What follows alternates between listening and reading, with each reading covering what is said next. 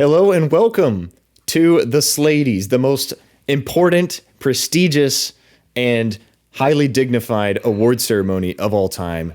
What even is the Oscars? We are your hosts, Wesley, Jason, Asher. We have a great show in store for you tonight. Let's hit it, fellas.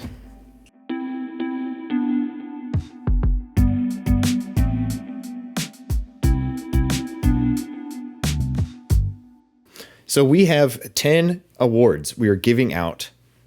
They're a mix of funny ones, they're a mix of serious ones, and we are going to honor the best and maybe worst in cinema in the year of 2024. Technically not 2025 releases, but 2024 in light of the Oscars happening in March. So what do we think of as a whole of 2024? Like in terms of movies coming out and the whole like industry as a whole. I think pretty solid. Go ahead, Jason. No, you spoke first. I think pretty solid in terms of, given the fact that we had some actor strikes, some writing strikes. So I think coming out of that, this year was still a year with some solid hits for sure. And it was good. Solid hits overall. What about you, Jason? I thought this year was pretty good. I think I was talking to a friend maybe like a few weeks ago who he was like, I think 2024 was a terrible year for movies. And for a second I agreed with him because I wasn't really thinking about it. But then I thought about it like really hard. And I was like, wait a second. There was a lot of good movies last year that I enjoyed quite a bit. I know I didn't see as many as you did, but the ones I did see, I wasn't disappointed. Mm-hmm. So, and then it's like, then he was like, because we started talking about this more, he was like, well, there's just a lot of poor movies or bad movies. And I was like, well, I mean, there was bad movies, but were there more than there usually are? Like, I don't think so. Yeah. Right? Yeah, this year was weird. I feel like it was not, I don't think it was as strong as like 2023 or 2022 in particular. I think those 2 years were really, really solid. 2024 overall, I think, was more of like middle of the road kind of quality movies. But there weren't like as many like terrible movies that I saw, at least, that came out. But yeah, I don't know. I was looking through my like top 10 of the year for this and was just like, I don't think my top 10 this year was like as strong of a 10, maybe as it was in the past. But at the end of the day, I still think there were really, really great movies that came out. And I'm excited to honor them and give them the golden Slaty or the Slaty. What are we calling it? The Slaty. The Slaty. We don't actually have any golden Slaties, but we have a hacky sack. So if any of these winners want to stop by our studio, which is not even a studio really, I mean, it kind of is, but if you want to stop by and accept this, you can. We only have one, so whoever gets here first. But hacky sacks are meant to be shared. Yes. Correct. Meant to be shared. We can cut it. We can cut it in like a lot of different bits. We can give out the little beads inside. What a great way to honor the best in cinema. Anyway, so let's get into our first award. Let's do it. Woohoo! So the first award. Bum-ba-da-bum. Bum-ba-da-bum. Thank you for that. Drum roll? I don't know. No, we don't do the drum roll yet. So the first award is That Came Out This Year award. And basically this award it goes to the movie that was so forgettable that you forgot it came out this year. And by this year, I mean 2024. So it's so forgettable, you forgot it came out. And how are we going to do this? The Slaty goes to...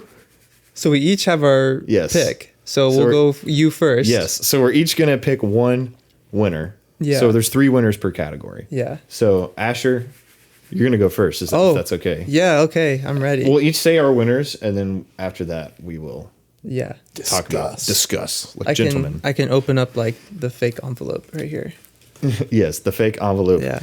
So the Slaty for best, or that movie came out this year, goes to... Amelia Perez. You forgot that movie came out. Oh my gosh. Yeah. So do we dive into it now or do we into it after we announce ours? We'll announce all 3 winners. Yeah. Okay. All right. This the second Slaty for that movie came out this year goes to Venom 3. Venom 3. I don't know why I'm rubbing this. This is so stupid. I'm just going to put this down.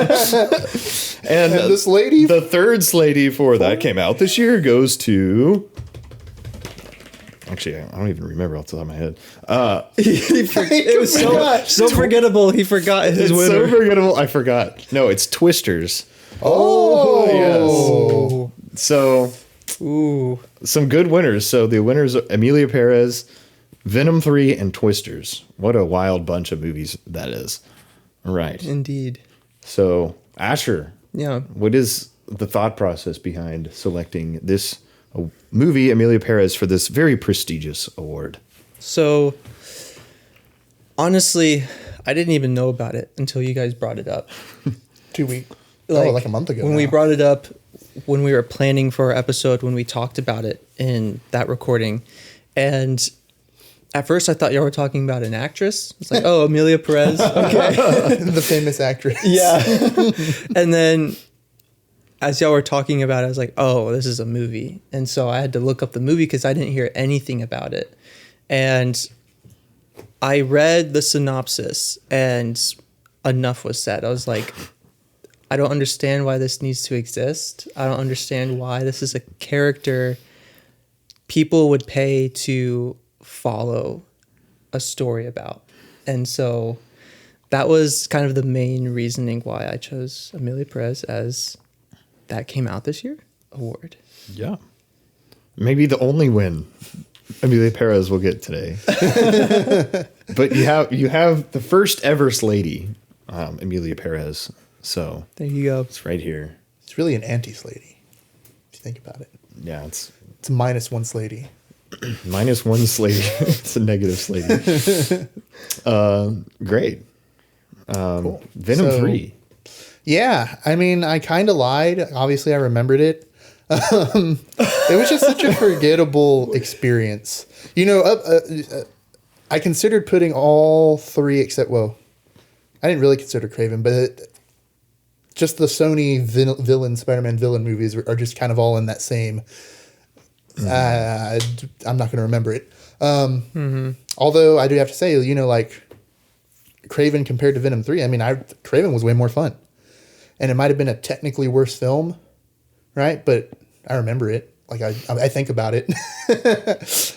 Venom 3, it's just like, you know, there's a Venom horse. So you weren't joking? No, that's a thing. Venom And Venom Horse is Venom a real horse. thing. I don't. He takes over a horse and they run fast. And that's like half the movie. Well, it's one of those things where it's like, can't Venom as Eddie just also go really fast? I don't know. Venom, you know, it's cool. Don't I worry guess. about it. Venom horse. I remember that part of the movie. They move around a lot. They went on a road trip Yeah. with the guy that actually played is it Reese Ifans, the guy that plays in Amazing Spider-Man, the reptile guy? What's his name? Yes. Lizard King? He's That's Dr. not his Connors. name. Dr. Connors. For The Amazing Spider-Man? Yeah. He's the. But he doesn't play that character. Yeah. He plays some like hippie that has a family and they're on a road trip. Yeah, this is the movie. It's a movie. Wow. So yeah, I'm ready to move on Forgot to it. forgetting it for the rest of my life. So Yeah. All Venom right. 3. Venom 3. So my pick, Twisters. It was a tough battle. I actually have some nominees because I tried hard. So the other one was the other two. I picked 3 nominees. Twisters was the ultimate winner. But the other two, The Ministry of Ungentlemanly Warfare, was a random movie that came out. I was actually pretty good. I liked it, but I was looking through all the movies I had seen. I was like, when did I see that? You actually went to go see it the night I went with my brother to watch Spider-Man 2 re-release. It's coming back. I went to see it with my roommate. That's Yeah, right. yeah. It You was- were coming out and I was coming in. And I was like, what are you doing here? You know, it was a fun movie, but you know, I just forgot about it. Honestly, Seeing Me Outside was probably more memorable. The next, See Me Outside. Yeah, that was more memorable. Just seeing my friend Jason. The other one, not Twisters, was Joker Folie à Deux. Oh, I did forget. I about straight that up movie. forgot about that movie. And that didn't even come out all that long ago. That came out in like Wasn't it? October, so it was a little later in the year. That And then I is watched it once forgettable. and just forgot about it. Wow. So that movie did indeed come out. Your last opinion year. of that movie like declined with like every day. At first, I admired like some of the visual elements of it and was like the acting's pretty good. But then I thought about the story more. I was like, wow, that's actually really bad. it was your retelling of the movie that made me was like, I'm not going to go. spend Yeah, money I on was it. like, I think about it more and more. I'm like, this was just like a critical problem in the movie that they just could have avoided, but they put it in there anyway. Anyway, but yeah, Twisters ultimately got it. Twisters, I gave it the Slaty because it just was a movie that was the most basic, bare bones summer action blockbuster you could ever ask for. You watch it once, you forget about it. Maybe you buy it for your dad on Blu-ray or something, If you're still buying Blu-rays for your dad. or DVD or cassette, email it to 'em. Cassette. So yeah, Twisters, you get it. I like Glenn Powell. I don't remember who else was in that movie. Again, I don't remember a lot about the movie, but yeah, Twisters. It has that guy who's in Transformers: Rise of the Beasts. Oh, yes, I can't remember his name, Me neither, but he's in there. but he is in there. He's like never the main Cross-reference character. but he's- IMDb's, and you'll see that. Yeah. Hence, that came out last year. So yeah, just Jason's keeping track of our Slaties here. So Correct. yeah, there you go. Any other notable like? I forgot about it. I mean, I guess we can't talk about them because we don't remember them. But Yeah. I almost said Madam Web, but I was like, you know what? I actually didn't like that movie so much that I thought about it a lot. It was like one of those things. No, But I mean, if there are others, Red One, that came out last year. yeah, I've thought about that one a lot too because I had to record a review I've been for it. forced to think about it because you talked about it a lot. Yeah. Red One though, honestly, like I know it's like a 4 out of 10, but you probably will enjoy it if you're watching. You'll probably laugh a little bit at least. My dad liked it, So so there you go. It's a dad. Maybe it's a dad movie. Well, cool. And next award. Let's do it. All right. let's hit it up. Moving on. The second award is the Rule of Cool All award. right, all right. I don't know if Jason coined the Rule of Cool. I don't think I did. As a term, but he's the first person I heard of it from. So, the Rule of Cool award. This award is presented to the film that may be a mess, like overall, but it was saved by its cool vibes. Right. So, Jason, how about you go first? All right.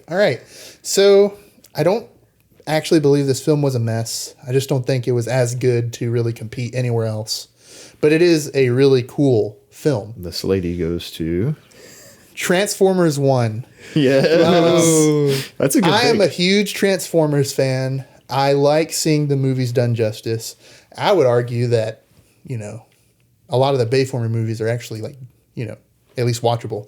But dude, it does a lot of justice for the characters as an origin story. It's nothing groundbreaking. It's a really cut and dry story of betrayal, and a guy who is good and then is now not good. You've seen it 10 million times, but you know what? There's robots fighting. There's robots Big fighting. robots fighting. Big robots fighting. On their own planet, too. On their own planet, which is really cool. It's a And nice rare. planet. Yeah, it is rare. Unless there's like some video games about it. But anyways, Yeah. It's actually a good movie. Yeah, I mean, it's pretty solid. I do want to shout out Godzilla versus Kong. No, Godzilla X Kong. Oh yeah, Godzilla X Oh, Kong. that's actually a really good pick. Yeah, for this one. Rise of the New King. I don't remember what it's called. The It's- new Empire. Godzilla's Frozen Empire? pink, so it's Wait. cool. Is that Frozen Empire or is it? no, the new Empire. Frozen Empire. Godzilla X. Frozen Empire is that Ghostbusters movie. Oh shoot! Oh, I should have put Ghostbusters. I don't even think that was last forgot year. it. I don't think that was last year. That might have been 2 years. Anyways, No, Ghostbusters was last year. But anyway, anyway, Godzilla. Honorable mention. You have pink Godzilla. You have Kong with a giant metal glove, and they punch each other, and they also punch other things. But it goes to Transformers 1. And they fight in Zero Gravity too, which was fun. They do, because there's... Yes, that's right. You should watch it. I'm not explaining Rule of anything. cool. Transformers It's just passes the rule of cool test for sure. Correct. So that is your Is this cool? first That is your Slatey. Slaty. Yeah. The Slatey for rule of cool goes to The Lord of the Rings and the War of the Rohirrim. Okay. Nice. So Nice. my other nominees were The Monkey Man and The Bike Riders. So I don't know if you guys have heard of those movies. I heard Monkey Man, yes. Bike So, Riders, no. Yeah, Monkey Man came out in the spring, I think, and it Dev was Patel, right? Dev Patel was his directorial debut. It was an action movie. It was, I think, it was like inspired by movies like John Wick, things like that. Wasn't quite as like up to that level, but had really, really great action sequences. Compelling lead character. It's a mess of a movie, it's not the most like well-paced thing ever. And, it's a little weird. Like, I guess it's not like bad to be like set in India and like their culture, but I guess it just didn't really connect with me. But also like, I think in storytelling levels, it didn't quite like, it wasn't like super consistent, but anyway, it was interesting just for the action sequences alone. Very cool. And I want to see more in this, from this character and from that world. I want to see more, and I want to see more Dev Patel director. I think he's got talent. So He directed and Yeah. starred? Okay. and then The Bike Riders was a movie that came out like I think in the summer. It actually had a lot of big stars. It had Austin Butler, Jodie Comer, Michael Shannon was in it. Oh, Tom Hardy was in it. Oh, wow. It was like a good cast. It was about like some like 60s or 70s bike gang. And it was cool. It was cool. It had some Rule of, if you New York accents. Or was it New York or was it Chicago? I can't remember. They had some northern... There were some accents of some sort. Big city north. And they had like the cool like denim jackets and Yeah, that's cool. it was almost like a little club. Yeah. They were almost like nerds about it. But then there was violence that happened and it kind of escalated. But pretty good movie, good acting, rule of cool. But yeah, the winner, Lord of the Rings, The War of the Rohirrim. I know it's not a perfect movie, but I remember watching it and I was like, dang, this movie does actually a lot of things really well. And I think it does a good job of getting you back into Middle Earth. And, It just tells a really clean story that just does a little more world building for certain things that are in the main trilogy. yeah. And it doesn't mess with it. Yeah, too. it doesn't undo or ruin things. It doesn't Yeah. retcon anything, or at least I don't think it does. No, I mean, Yeah. they mention a lot of the stuff directly in, particularly the Two Towers, that has a ton of, that they pull a lot of the references from for Yeah. War for Hero. It's not like the Rings of Power where it's just like, what is this? Why are you messing with all of this? It's like, okay, yeah, this is actually a solid movie. It's not the best movie of the year, not the worst, and it's really cool. Great action scenes. I think it's a lot more like almost down to earth and like sad than the Middle of Lord of the the earth, Rings if you movies. Yeah, it's down to the Middle Earth. Haha. I don't know. It felt like more like dark, but I don't know. I kind of liked that look into the world that you didn't necessarily get from the Peter Jackson movies, which by the way, we did an entire podcast episode on the Lord of the Rings. We sure You did. should check it out. Love that episode. Yep. Great. That was episode, oh, snap. 6, I think. Episode 6 or 7? Or 7. 2 movie deep dives ago. Right? Yeah, I think it was a 7. Yeah. Yeah, our movie deep dives are always odd numbers. Yeah. So, About to check here. Yep. Episode 7, Lord of the Rings. So congratulations. We haven't had any repeat answers so far. No, we that haven't. means it's a good show of our tastes. Exactly. I think, so Yeah. far. Or distastes. Well, but Asher. Wait. Maybe you should. But Ash, we just like to look at Asher, I mean, you can present the next one. It's for visual design. Oh, wait. I got to He's got give to give us my... really cool. Oh, dude. Our first mishap on the Slaties. That's That's like when they read. I'm the worst host ever. They're what not was going to that- invite me back next year. What was that La La Land incident many years ago?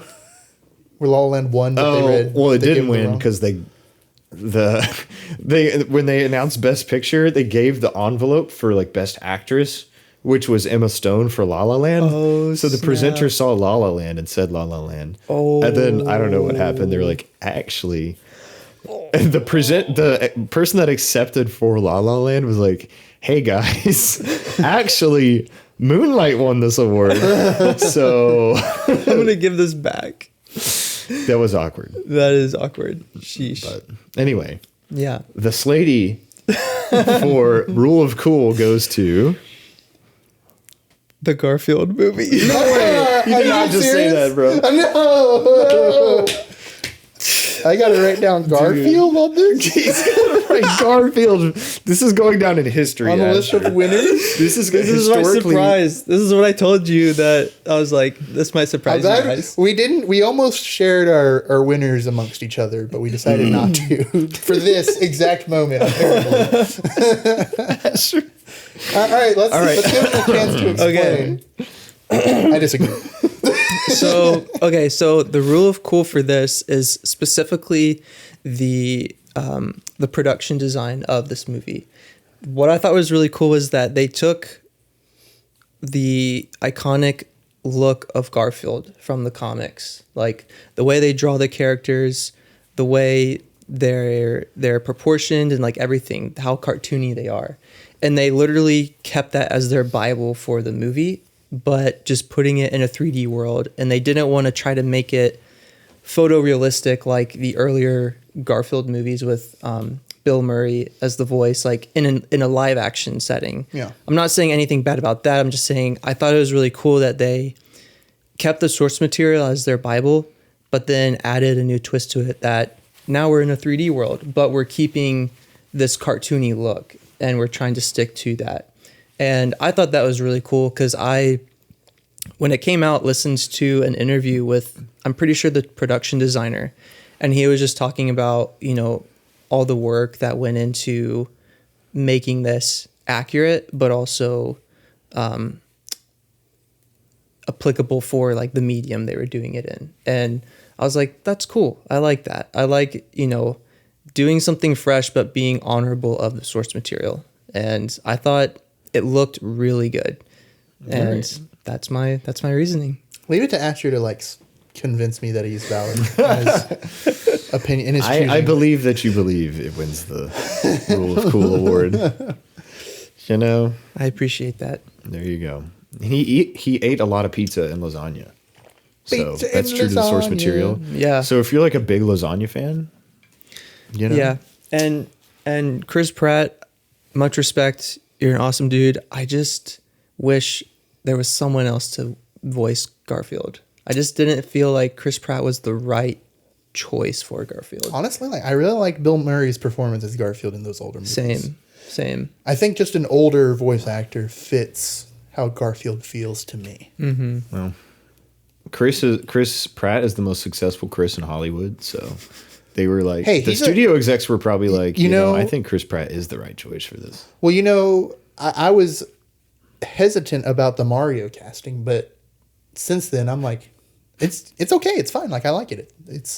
That's a Mario. It's me. It's Mario. Oh man. But if I was Chris Pratt, he'd be like, anyways. Mushrooms. I hate mushrooms. It's just a fun little. It's all right.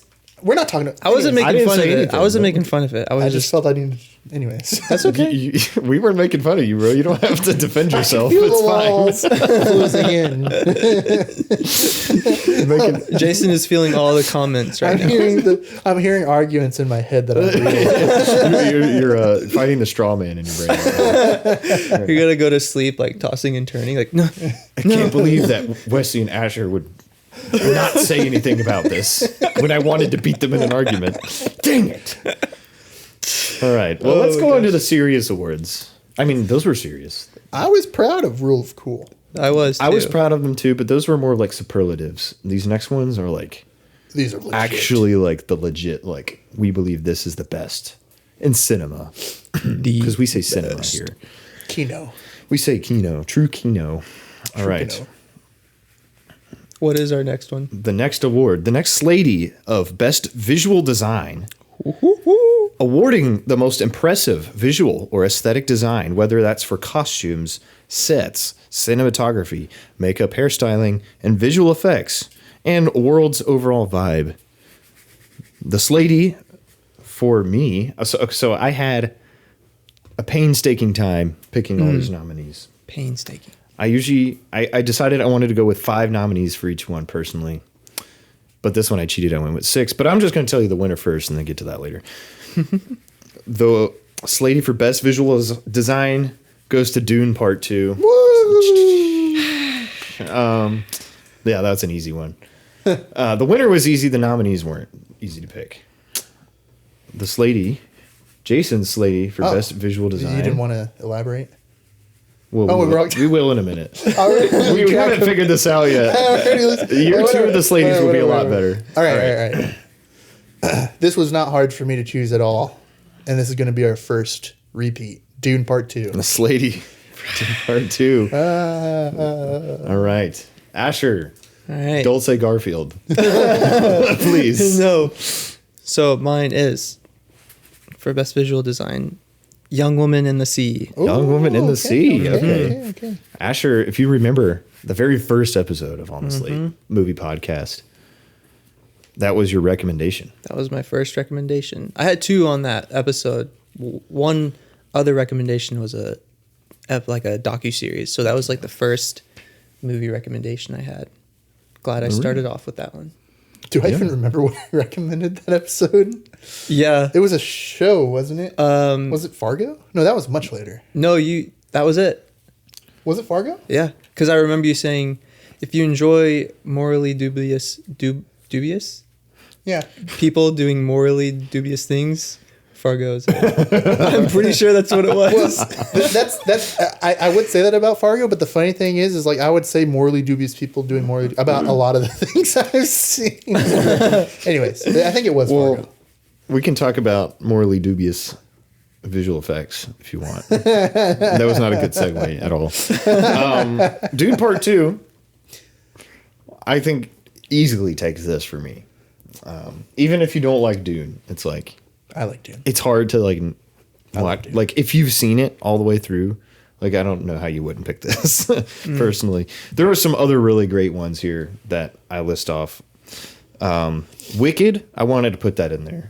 Wicked, I think excellent in terms of like costume design, production design. Is everything okay? I dropped my pen. Oh, you dropped your pen on the floor? Yeah. Where did it go? Oh no, wait. I didn't. Perfect. Wicked gets a nomination. Nosferatu gets a nomination for me. Really great, especially like cinematography for that. And this award would encompass cinematography. But also the design of the castle of Nosferatu and the design of Nosferatu himself and the costuming, all like this period piece setup. I think it's really close to winning. Gladiator 2, amazing spectacle. I mean, just insane costume design. Each character had really great costumes and the visual effects were great. There was a whole battle on water inside the Colosseum. I mean, come on, guys will look at that and be like, heck yeah. Furiosa. That was another movie that could have been a contender for, I forgot. But that's like really good movie. Just a visual spectacle, all these huge trucks and rigs that they built and set up. Also great costuming, visual effects, all that stuff.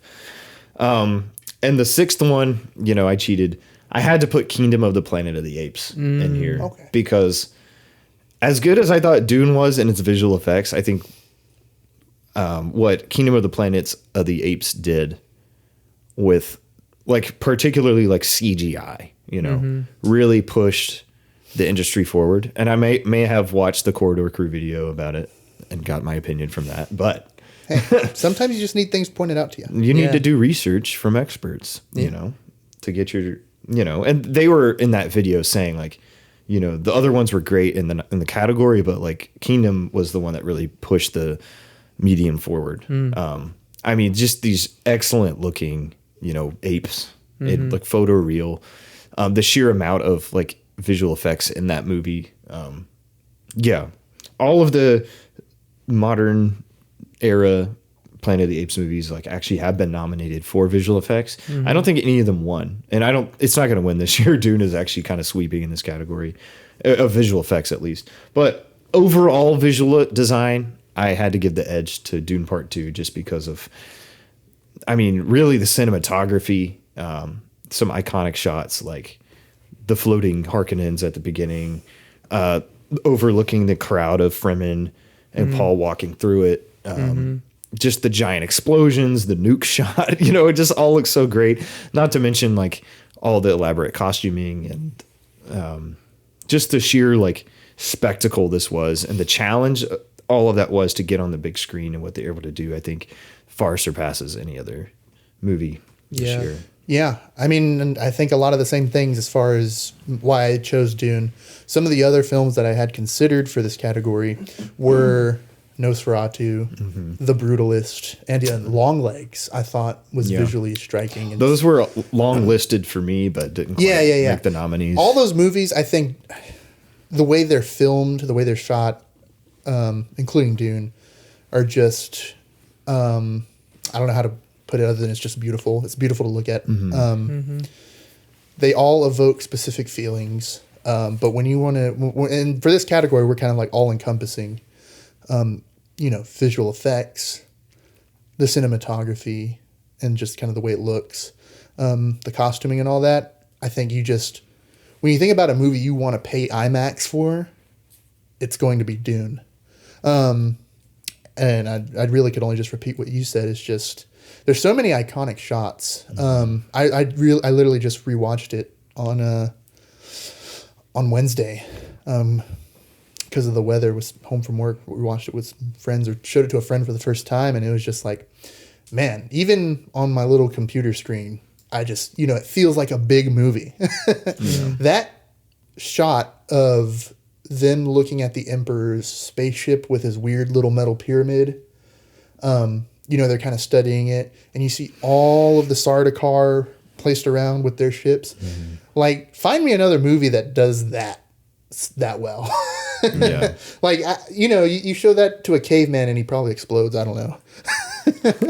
He explodes. It's just so, like, it's, like, seriously, show that to someone from like 100 years ago and it's like almost. What is this? Yeah, that'd be crazy. No, you're right. Dune Part 2. Cavemans were a lot longer ago than 100 years. Well, I said, I know that, but that was like, I was making the point, like, even someone from 100 years ago. Oh, okay. If you showed them Dune Part 2, I feel like to make sure. maybe their eyes would melt or something. Nice save there, Jason. Nice save. Asher. Yeah. The young woman in the sea. Yeah, so I thought not only cinematography, but costumes, the sets, and the, overall, I think did a really good job of not only being a really good period piece, like set in the mid 1920s, but also telling it in a way that felt like it didn't feel too modern for its setting, And I really enjoyed the cinematography. Like, there was one shot where Daisy Ridley's character, who is the main character, Trudy, she's basically applying this, I think it's some type of lard or some type of fat to keep her skin protected or smooth while she's swimming through the ocean. And she's putting it on, and like she then walks up to the camera looking out at the ocean, and she's just like right there in front of the camera. It's a really nice wide lens, and the depth of field is so shallow, and it just makes you feel like you're right there with her and that she's like tuning everything out. And that's just like a small piece of how much I enjoyed the cinematography, and even like with the costuming, like her bathing suits and then like the other suits and other costumes for the other swimmers too, like felt really appropriate for the time period. And I really enjoyed that. Like, I really enjoyed feeling like I could just dive into the 1920s era and enjoy the story. And that's not like an easy thing. I've seen movies where they try to hit it as a period piece, but then some areas feel like it's a bit too modern, like whether it's the fabric or some of the, some of the way the buildings look, like they're not quite hitting the mark. And so I think they did well knowing their source material and knowing what they had to do, and just from cinematography to costumes to sets. And I think really well with this visual design.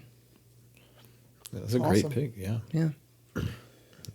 Yeah. And I'm excited to see what that director does with Tron Ares, by the way. It's a really weird pairing of movies to direct, but that's right. That's like right. And I think he was going to elevate that visual spectacle, to 11 with Tron. So I'm excited. I can't wait. I can wait. I have to. No choice. you have to wait. But we might be deep diving Tron later this year. So later on, before that movie comes out. Gonna be fun. All right. So we all answered for that one. We did. Okay. Correct. The next award is a nice pair to the previous one. This one is Best Audio Design. So recognizing the movie with the best sound editing, mixing, and creativity with audio. So, Asher, you can go first. This lady goes to Dune Part 2. Yes, sir. Okay. And for Jason, this lady goes to Nosferatu. Nosferatu sound. Yes, Okay. Yes. This lady goes to Dune Part 2. I doubled up on Dune today. Nice. Asher picked Dune. So Dune is now 4 Slaties total. Correct. Total. Correct. Nosferatu is a great pick. So, yeah, why don't you go first? Yeah, I mean, Dune was definitely in the running. Obviously, it has some great, honestly, excellent sound design. Just to comment on that, really, the sounds of the shields, the sounds of the soundworms. Oh my gosh, the way they kind of make this thumping noise themselves. Mm-hmm. That gets mimicked, I guess, by the thumpers. I don't know if that's really intentional or not. It's just the connection I made. Just the sound of the sand as it blows. It's just a lot to love about Dune. But Nosferatu, man, when you want to talk about just sounds that are just kind of really making you feel icky or you're just uncomfortable. It understood the assignment. The sound gets under your skin. I mean, I can't really describe a lot of it because it's really graphic, but if you've seen the movie or if you know about vampires, I think you can imagine just kind of the unique lengths they go to kind of communicate, not just visually, of course, but audibly, the kind of horror that's going on screen. Man, it's just really it's been a long time. I don't know when's the last time I sat in a movie theater or just watched something where the sound design, not the score, not what's on the screen, but the sound is freaking me out. Yeah. Not necessarily freaking me out, but just it's making me super uncomfortable. Mm-hmm. So I have to applaud Nosferatu for that. Yeah. And I think a horror movie's Secret Weapon is not necessarily visuals, it's sound, right? And how they build that up. And I think, Nosferatu does a really great job, like you were saying. And I think even the voice of Nosferatu, I know a lot of that, it comes from performance, but of Bill Skarsgård, but there's a lot of it sounds there's a lot of guttural, when he breathes. Oh my Lord. Well, and the way that they edit that in and balance it and make it feel he's in this big empty room in his castle, and it's the way it subtly echoes and I don't know, and it just feels empty almost. It's terrifying in a good way, Yeah. So great pick. That was one of my nominees, actually. Nice. Nosferatu. Also had to put Furiosa, which was a very close second for me. It's the ultimate engine movie. So, again, that's another thing guys will go, heck yeah, a nice engine in a movie. Did you enjoy it more than the audio in Mad Max Fury Road? Or do you think it was kind of the same level? Or I think yes, but not. But I need to maybe revisit Fury Road because I never saw that in theaters like I did Furiosa. So like my sound system isn't as great. Yeah. But yeah, I don't know. I guess I never really thought about that much, but I mean, me personally, I think Furiosa's sound is, I don't know if it's better, but I maybe prefer it. There's just Dune? a lot of like to Dune. No. Or wait, we did To Mad Max. the first one. Okay. Yeah, to Furiosa to Fury Road. Okay. Yeah. Yeah, I think it just does. In my opinion, I know a lot of people. Most people think the first one is better, but in my opinion, I think the second one does like similar things in terms of storytelling, and like the spectacle is ramped up even more. So I'm like, I actually kind of might enjoy the second one more than the first, but For Furiosa? yeah, Furiosa I mean, versus Fury Road. You know, it's really sad because I think like Chris Hemsworth's like performance is like gonna get, buried. He had a great performance in that movie. No, yeah, he didn't get nominated for anything, but he should have. We'll talk about that later, maybe. So other options I had as well. Yeah, Nosferatu, like I mentioned, Gladiator 2. That's more of like it has a lot of sound, like Yeah. but There's it was good. metal clinking and clanking. Yeah, I don't really put like music movies in here, like Wicked or like Complete Unknown. Not that the like singing is bad, but I just don't view that as like audio design. I view that as like performance. So Yeah. It's more so musical. I also put The Wild Robot here. On The Wild Robot, there's just so many things going on, and like so many little animals, so many characters going on, a lot of chase scenes, or just I don't know. There's a lot of moving parts going on, and how they're able to edit that sound in really effectively. I'm really glad it got an Oscar nomination for sound. So, but yeah, the winner, Dune Part 2. I think it goes along with the visual spectacle as well. And I'm not going to just repeat everything. Well, I'll let Asher talk about it more. Yeah. He has the better insight. But. So I chose Dune Part 2 for Best Audio Design because I really like how all of the elements feel distinct. Like they were very intentional about making different characters, different weapons, different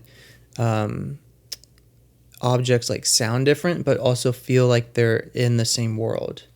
And that's not like an easy thing to do. And I think they did really well with that.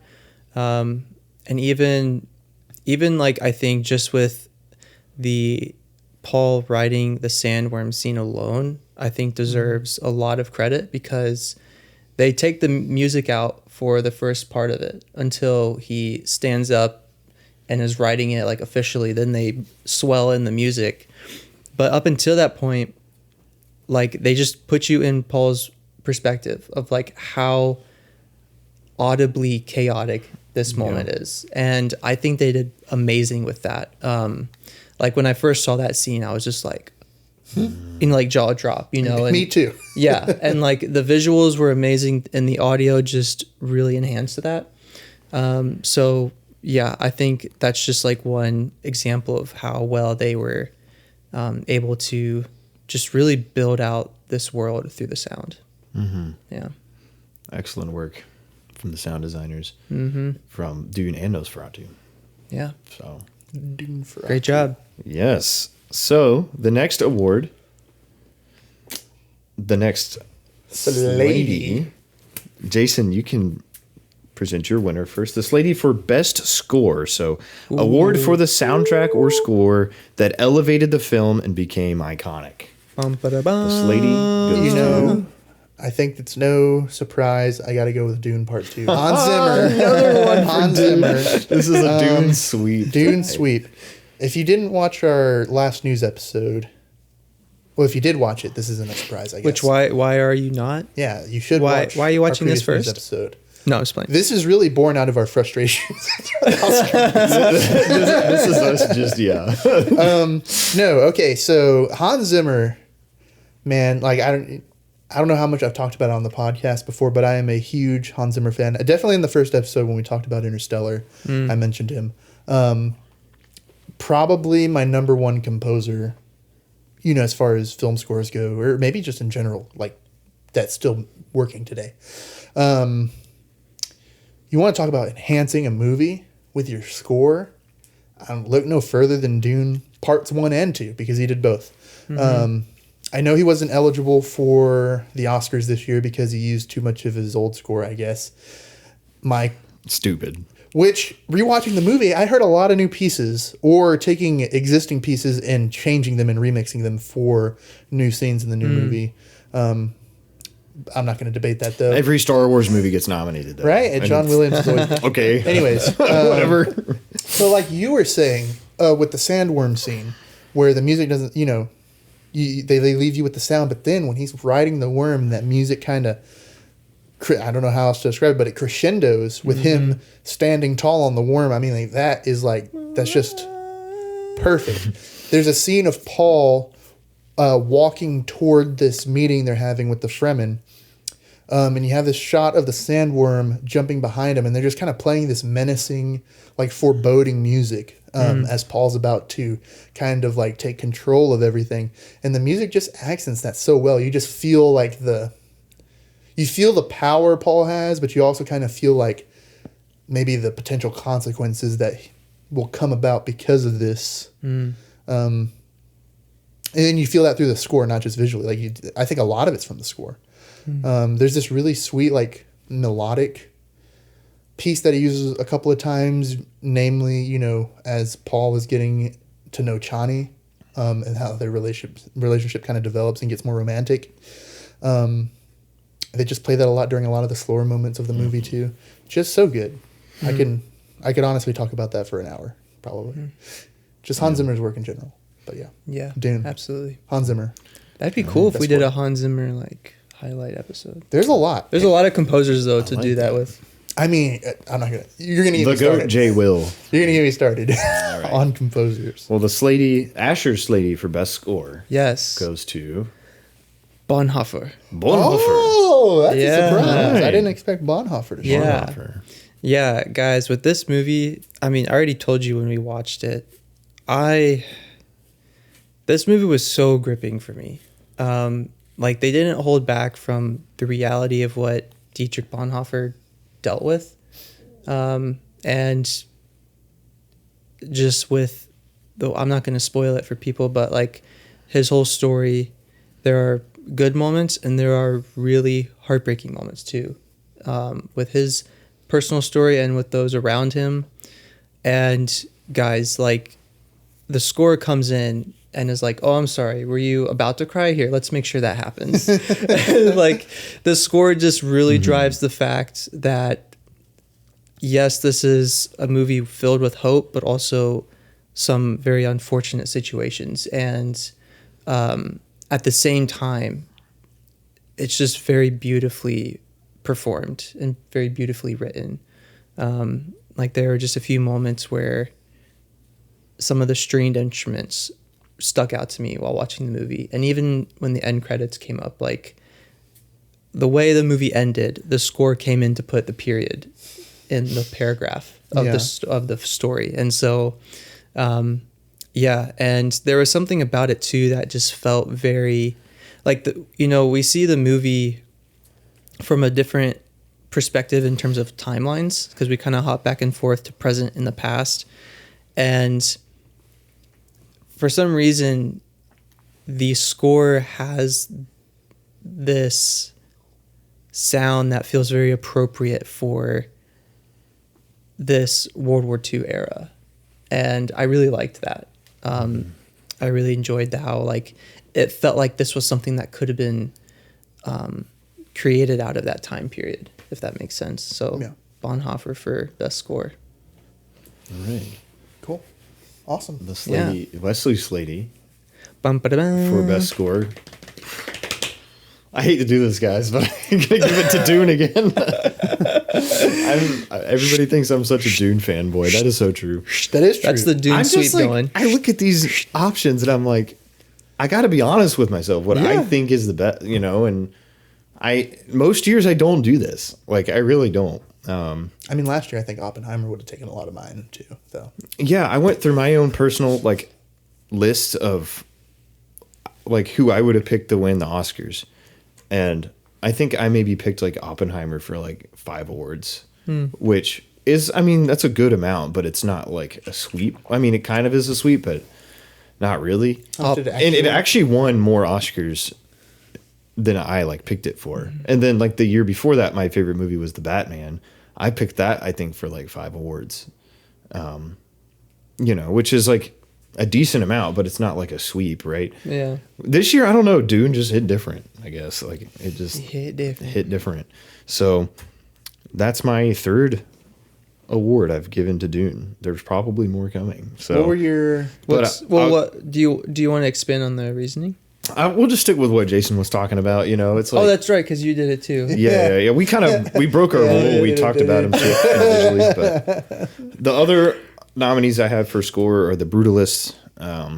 Those are really really great score. The Lord of the Rings, The War of the Rohirrim.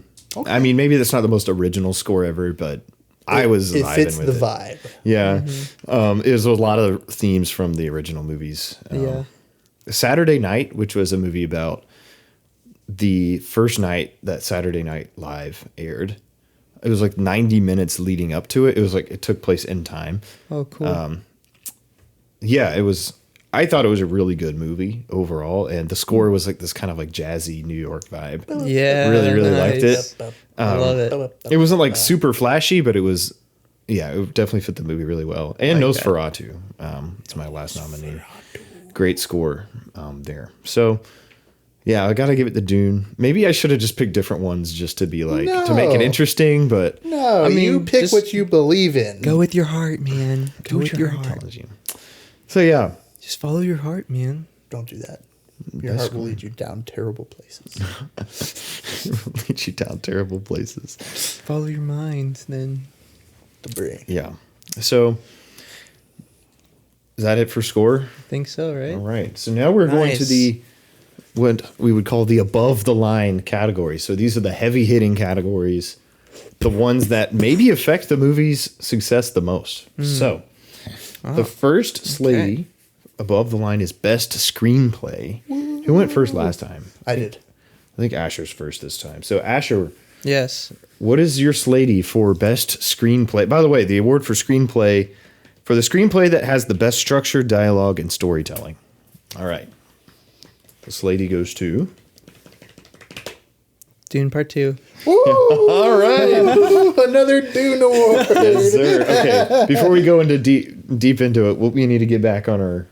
Everybody give their Okay, award okay, out, yeah, and yeah, then- yeah. Okay, so the award for best screenplay, Dune Part 2. I've given it every single award so far. All right. Wait, no, you haven't. Not every single Well, not award. the first two. Okay, yeah. But since technically. then, But since then, the awards yeah. that matter, according to Wesley. Jason, the Slaty for best screenplay goes to I got you all. It's The Brutalist. The Brutalist. Okay. I was like, what's that movie? I got you all. No, The Brutalist. So, Okay, Asher, nice. Dune Yeah. Part 2. So, the main thing I found really intriguing about Dune Part 2 was just this idea that Paul could be this, like, Messiah figure, but we're not sure. And correct me if I'm wrong, like, he's struggling with this as well. And there comes a point where he basically decides to just like move forward with this prophecy image. And it's almost like there are things that hint at this being authentic, but then there are things that hint at this making you wonder, like, Like, what is he seeing in the future? yeah, what is he seeing? And like, does he think he's doing the right thing? Because from other people's perspective, it doesn't look like the right thing, like especially from Chani, like how that kind of affected her and how, you know, he started to go down this route and how she was like, what are you doing? You know, I just found that really intriguing. And I think it was like, as a cap, a really beautiful cliffhanger that still makes the film feel like cohesive in itself. Like they still develop the story, but they're still leaving you with like, I really want to know what happens to Paul and like what happens to everyone else, because so much is riding on his decision making. And I just thought that was really interesting. Like just the way they kind of approached it with, I haven't read the books, so like this is my first exposure to the stories of Dune. So I just kind of enjoyed the intrigue there. Yeah. And just to add to that, like I think it's incredibly like dense movie. There's like a lot going on with the screenplay. It's not like a surface level sci-fi generic story. It's very detailed. There's a lot underneath the surface. I think Paul Atreides is a really, really well written protagonist. Very complicated character, and the situations around him is very, very complicated with all these different factions. And just because it's complicated doesn't necessarily mean it's good. But I think the way that it all comes together in a final edit, I think it's just, it's incredible. Yeah. So definitely Dune Part 2, and like the web of characters and how they each play a crucial part in the story. To me, it's hard not to give it the best screenplay of the year. Like I didn't see another movie that had such layered like storytelling, like detailed character work, all year really. And if we're talking about screenplays of the last few years, I mean, this might be the best screenplay I've seen in years, or I've watched. I haven't technically read the screenplay, but maybe you have to do that to give it this award out. I don't know. But you can kind of tell what the screenplay is, right? From the storytelling, the structure of the movie. Yeah. The dialogue isn't necessarily like super jumpy or super like fun, like you might expect from some screenplay winners, but I don't think that matters really. Like if the story is, it's well adapted from a book, like an extremely hard book to adapt to a film. And the way they did that. But, if you have really solid storytelling structure, a lot of characters really woven into the story in meaningful ways, I think that's a great screenplay. So my other nominees were A Real Pain. I almost gave it to A Real Pain, but that's a movie with Jesse Eisenberg. He wrote it. And Kieran Culkin and Jesse Eisenberg are the stars. Really sweet movie. It's about like, this was one of my recommendations a couple like podcasts ago. So if you want to hear more about that, I'm just going to direct you there. Saturday Night, already mentioned that. Really great screenplay. That one's more about the fun dialogue and the interactions between characters than like story structure itself. Inside Out 2. Yeah. Man, that one hits you straight to the heart. Really well written movie. And The Brutalist, which you are going to talk about. Yeah. Before I touch on The Brutalist, I do want to say Dune was nearly my pick. I just finished reading the book. And at the Oscars, they actually separate it between adapted and original. So you could just give adapted to Dune and original to The Brutalist. I don't believe in separating things like that. That's a whole lot of malarkey. It's a good screenplay. It's a good screenplay. But I just finished reading the book. And to your point about it being difficult to adapt and to write a movie around it, reading it, I can see why. The book, one, they don't really describe a lot as far as how the settings of things, how stories progress and stuff like that. I mean, if you ever read a book and then watched a movie, they're just very different mediums. But like as far as like the characters in the book, you spend a lot of time actually in the characters' heads in the novel. Like a lot of time. Like most of the reading is the thoughts of Paul, the thoughts of the Baron, the thoughts of the certain Fremen or Jessica or Duke Leto. So you can't do that in a movie. You can't just put a camera inside someone's head and just record what they're thinking. You have to get a little bit more creative with that. You have to bring out these things that these characters are thinking through dialogue or maybe through actions. So, props to Denis, hint, hint, on that. But for screenplay, the more I thought about it, I had to give it to The Brutalist. You know, not saying Dune is bad or anything, but I just think, when I thought about it, I was like, man, what story like just had a ton to say? And I'm not, again, I'm not saying Dune doesn't have a lot to say, but The Brutalist, man, I mean, it just has a whole lot to say, and the writing, and part of this might, is performances, but the writing for Laszlo Toth, and his experience of being an immigrant who just got out of a concentration camp, and is coming to America because, like, in part, it's like, well, this is where my life turns around, and just showing like, no, it is not. In fact, and in many ways, it's worse.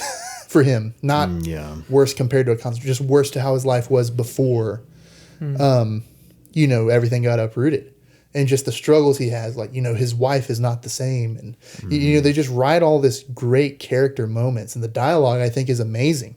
There's really not a ton of it. I mean, there's a lot of dialogue heavy scenes, but there's a lot of scenes of just characters, reacting to things. But the dialogue when you get into it is just.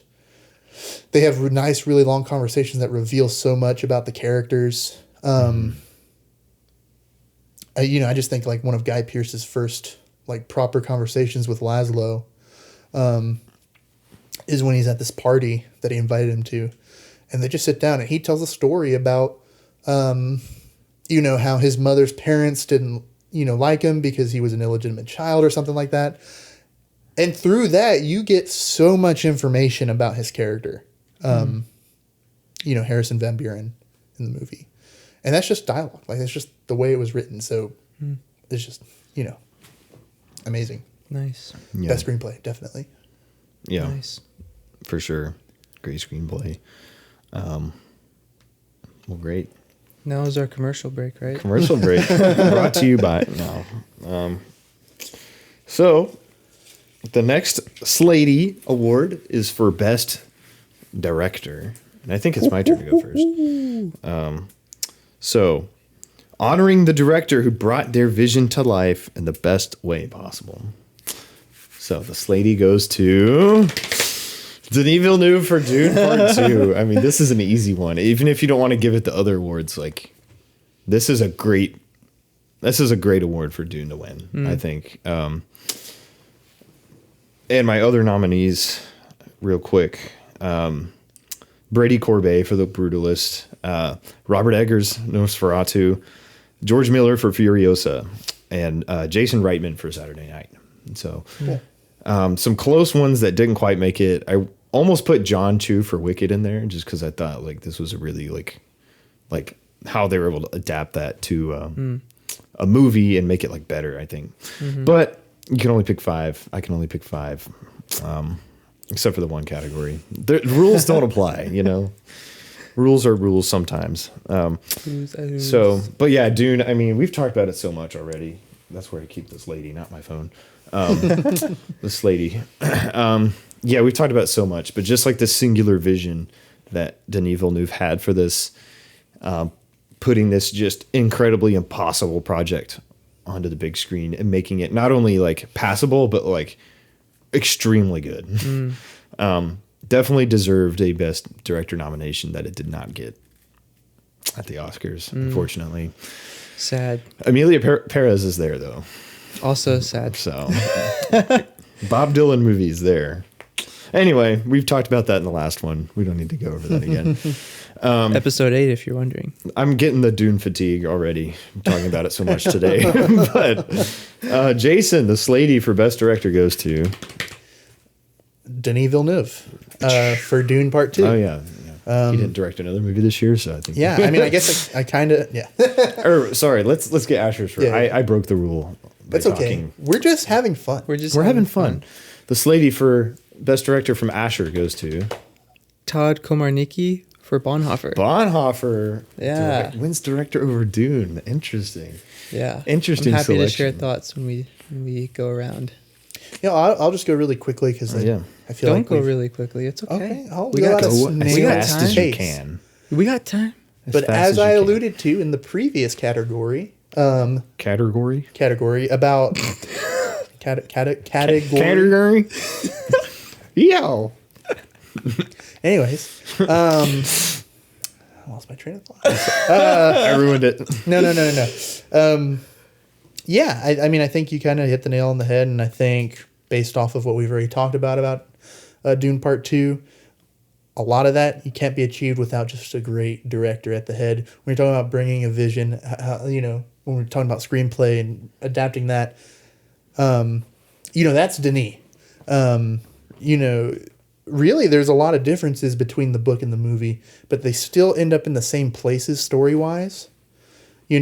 So like he changes a lot, yet all the major beats are hit, all the sort of major developments you're getting to in just different ways and achieving them differently because you have no choice when you're trying to film a movie.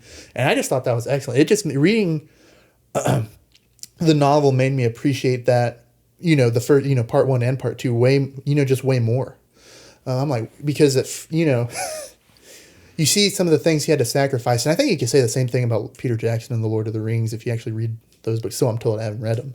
But there's just a lot of changes. But you just admire how well put together these films are by these directors. And I know it's a lot of people. It's not just them. But just how well put together these films are, how much they capture the essence of what they're trying to adapt while having to make these necessary sacrifices or changes to just better fit the medium. And no one's done it better lately than Denis. What's the last adaptation that's come out that it's like you can sit down and say it's like, wow, this is like super faithful to the source material. This is you're capturing what I felt when I read it, even if it's not a 1-to-1, which it shouldn't be. It's an adaptation. It's not. But it got the spirit of Dune. Really, yeah. And I can't. I literally can't think when's the last time that's happened for me. And maybe it is the Lord of the Rings. Yeah. But yeah, so Denis, nice. He's awesome. Nice. Watch all of his films, not just the Dune ones. Not just the Dune ones. Yeah, he has a great filmography. All right. So Bonhoeffer, Best Director winner. Yeah. At the Slaties. So I this mainly was like a choice for me because of how like unfamiliar I was with the actors and actresses and how I think they were able to give a performance, and that can lean into acting and act like that can lean into the acting of it. But like if you're not comfortable with your director, that's going to affect how you act. And so I think this just for me goes to show Todd's ability to set the tone and set the stage for each scene, because there's moments in the film where the scenes are very joyous. The scenes are very warm and friendly and happy, but then you have the exact opposite. And I think the ability to pull that off through the performances and how, Todd was able to just set the scene for that. Like, hey, this is the stake for this scene, and this is the mood for this scene. Like, being able to communicate that, I think he did a great job for that. And it just definitely shows because there's a lot of contrast in the movie, and I think it was intentional for that, especially with Dietrich's past and his present. There's a lot of good memories from his past that happened kind of before Germany starts to infiltrate, or before the Nazis try to infiltrate Germany, and just seeing where he is at now in the story and his progression and the other characters with that, I think was executed really well.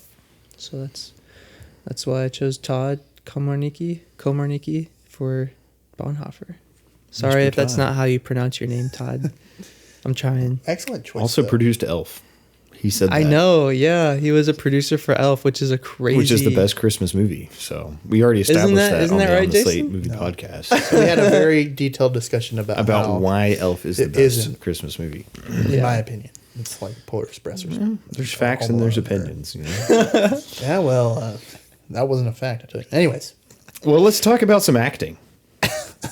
Let's talk about some acting. You could say I'm a class act. Jason, you're up first. So this next award is for Best Supporting Performance for the actor or actress who shined brightly in a supporting role. Jason, the Slaty goes to. It's got to go to Guy Pearce as Harrison Van Buren in The Brutalist. Nice. Right. Oh, Asher, the award for Best Supporting Performance Yes. goes to. Stephen Graham as Bill Burgess in Young Woman in the Sea. And Right. this is her trainer, her swimming trainer for context. Okay.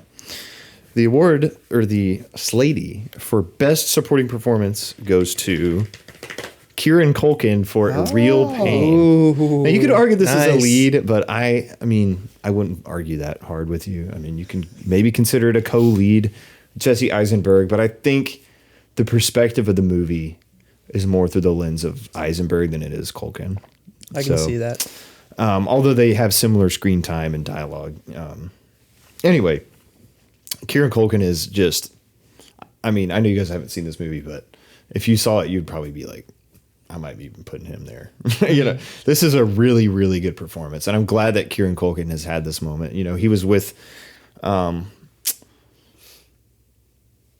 that show, Succession, for a while, and he won a couple like Emmys for that. So he's, you know, really at the height of his career right now. And yeah, I mean, this movie, he's really emotional. He's like this really like, part of reason why the movie is called A Real Pain is because he is a real pain.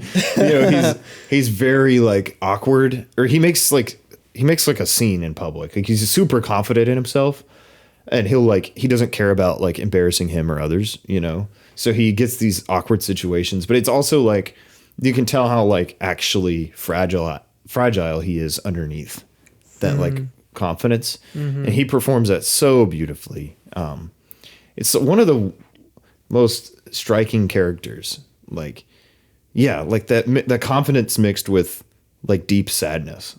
Like I don't know if I've seen that many characters like that in the way that A Real Pain portrayed it. So my other nominees were Ariana Grande for Wicked as Elphaba, or not Elphaba. She's Glinda.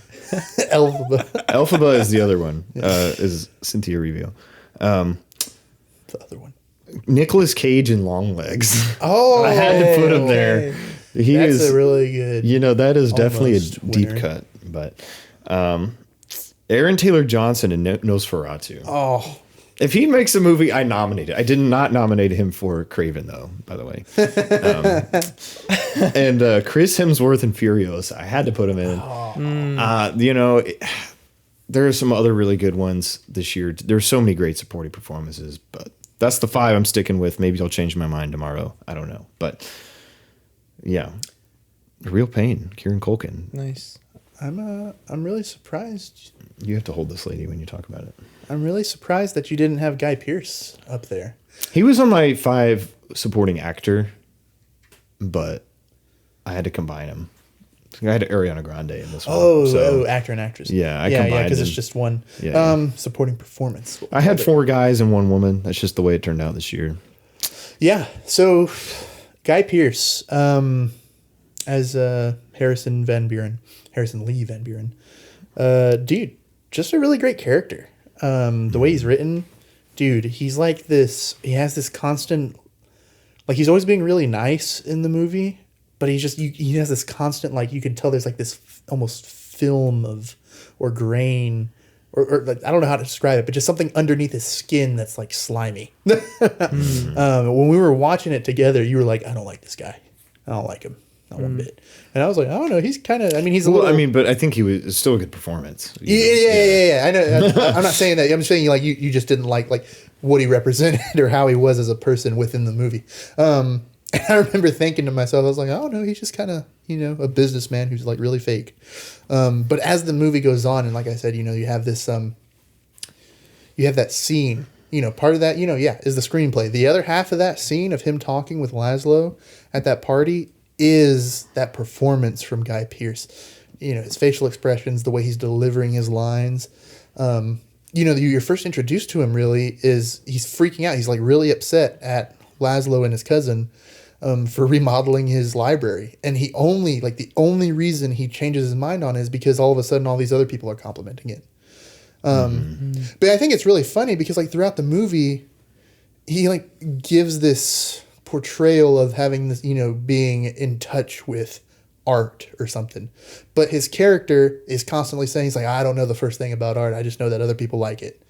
But he still, like, tries to have these fine arts created, which, you know, rolls into that relationship he has with Laszlo, and the way Guy Pearce just presents that is so, I don't know, human. I guess, is that a way to put it? A very, you know, ultimately disgusting human, but, you know, it's a person that I believe exists in the world today, and existed when in the time period that this is taking place in.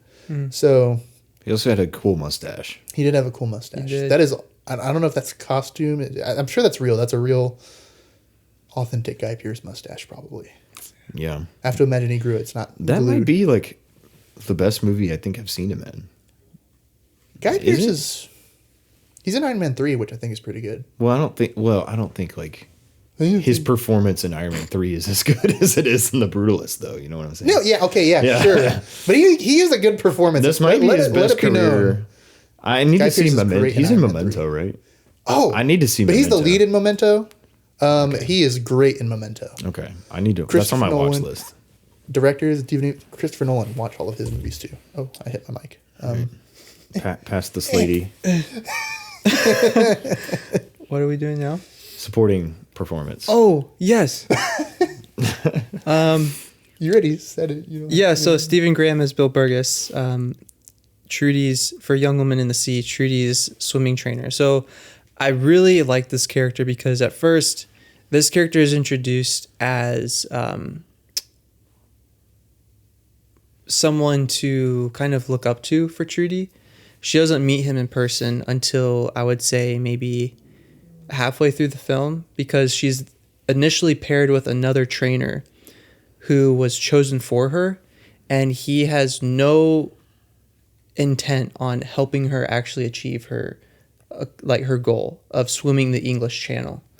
And there's things that kind of play into it because this trainer, like, he failed as a swimmer. He doesn't want her to succeed because, one, she's a woman, and two, like, this would put him in such like a bad light. And so he even like tries to sabotage her as her trainer secretly, just to like get her to come off of this goal that she's trying to accomplish. And so our main, like, Mr. Burgess, like, he comes in as this very off the grid, experienced swimmer, and he's like the exact person that Trudy needs to get her to go on this embarkment for this very challenging goal of swimming the English Channel. And I thought the actor just did very well. He had like just this very brash personality to him where it's like, I like him because he's saying what needs to be said and he doesn't care how you feel about it. No nonsense. No nonsense. And he's also kind of like a little off the rails in a good way, because while she's swimming in a part of the scene, you know, there are reporters on her left and then he is in the boat on her right, like just keeping track with her. And the reporters get way too close to her. And like, that's illegal. Like, no one can touch her, if I remember correctly. So they were getting way too close, and he was yelling at them to like go, like back off, and they weren't listening. And so he's like, "All right, I'm gonna like fire a gunshot at you." Like, he wasn't trying to kill him. He just fired a gunshot at their boat, and he like shot their camera or something. And they're like, "That guy just shot at us." And he's like, "Yeah, like I don't come here to play around. Like, I mean business. I'm helping this girl do something for herself and for those who are looking up to her." And so I think the actor just did a really good job bringing a lot of like kind of like rawness to this character. He doesn't care about political correctness or like the way society does things. He's just doing his thing. And yeah, so what was his full name again? Stephen Graham. Great job. Stephen Graham, Guy Pearce, Kieran Culkin. A very diverse Three amigos. cast. The three amigos. That'd be cool if we saw them three in a movie. That'd be a really interesting bunch. All supporting actors. No, they would all be leads, but they would support each other. Yeah. Therefore, making them all supporting actors. In a way. Thus winning both lead and... No, never mind. We can move on. So, Asher, I think you're up first here. Okay. So this is our penultimate award of the night. Second to last. Thanks for sticking with us so far. So the award for best lead performance, celebrating the most outstanding performance in a leading role. The Slatie goes to... You got to rub the Slatie first. Oh, okay. Jonas Dazzler as Dietrich Bonhoeffer. Oh, that's a good Woo! pick. That's a good pick. I knew Yes, it. sir. I could feel it coming. After you gave the best director, I was like, he's going to pick. The director-actor combo. Love it. Director. What? Director. Director. Director. All right. So Dinosaur. the nominees for the winner, before I say the winner, Lily Rose Depp in Nosferatu, Saoirse Ronan in The Outrun, Coleman Domingo in Sing Sing, and Cynthia Erivo in Wicked. So those are my nominees, but the winner is Adrian Brody for The Brutalist. Ooh, there we go. Nice. Oh, you want me to do the... You want me get do to. and the get winner to do it. is... Adrian Brody from The Brutalist. Wow, the acting hitter. combo The acting from combo. Jason. I thought you were about to snub him. I was like, those are who you picked? You didn't put Adrian Brody up there? Little did I know you were saving. did not the- snub him. Little did I know. Little did you know Nosferatu. Wow. Little did I Lily know. Rose Depp would have won. If you She, had she was seen in it. second place. She is great in that movie. She was in second place. She is great. There's a lot of great Is she, female leading roles. is she this year. related to Johnny Depp? It's his daughter. No way. I think so, yeah. Yeah, no. Yeah, it's his daughter. Is it Lily Rose as her first name, or is it Lily Rose Depp? Rose Depp. I think her mother is someone Rose. And Okay. Gotcha. obviously Johnny Depp. Depp. She's great. Cool. But anyway, Asher, you're up first. Jonas Yeah. Dassler. So Jonas Dazzler. Is that how you actually pronounce his I don't name? know. I just made it up. I just added an accent pronunciation So- for no reason. Guys, Jonas Dazzler as Dietrich Bonhoeffer was such a refreshing surprise to me. Like, not only did he do incredibly well with the emotionally deep moments of this film, but he just brought like a lot of fun to the character as well. Like, there's a scene where he's in a jazz club and he's playing piano and singing. And this is when his character's learning jazz because he grew up learning classical. And he's just like embracing it. And not only is he a great singer, hopefully that's him singing, but he just brings so much life to it. Like, he's playing, he's singing. There, you can just see his face is just lit up. And I just love the diverse scenes he was able to, just act in. And, we go from that all the way to kind of like the scene where he's in the cell in present time with the Nazis holding him, and he's on his bed, makeshift bed or whatever, and he's got that other guy in his cell, and he is literally curled up in a ball, just like crying out to God and remembering things that were of his past life. And it was gripping for me. Like, I really believed that this person was going through these things and was really trying to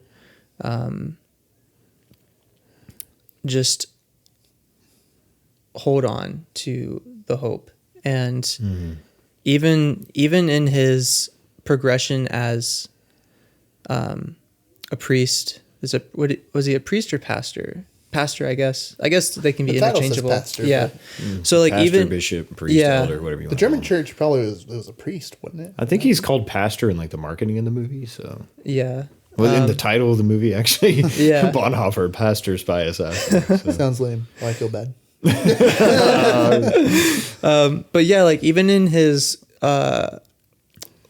like the scenes where he was giving the sermon and there were Nazis in the pews and there were citizens in the pews, like the way he delivered his message of conviction and truth, I was like, this is really good. This doesn't feel preachy to me, like how some movies can feel preachy in a way and not story driven. But this really felt like he was trying to get the truth out and he didn't care. Like his words were a weapon to him. And I think his delivery of those scenes were really good, or his delivery of those lines were really good.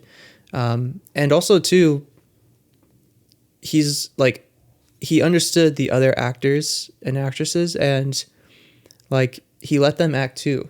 And I liked that. Like he was the main character, but he had really good chemistry with those he shared the screen with. So yeah, Jonas Dazzler is Dietrich Bonhoeffer. There you go.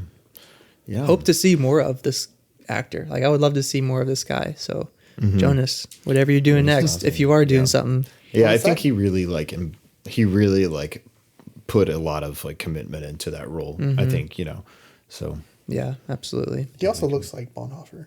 He does. Yeah, it was a good cast for Good looks casting. as well.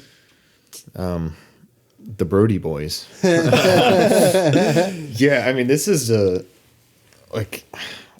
man, he was so good in The Pianist, and then He's like, let me do something then he does like that this. again. It was incredible. But with architecture. He had the mix of the subtlety of the big emotional moments, just this character. It was like almost like an epic of a movie, right? And it just follows he's like the core character in this 3.5 hour, monumental is the word they put on the poster, right? Yeah. Like American classic, right?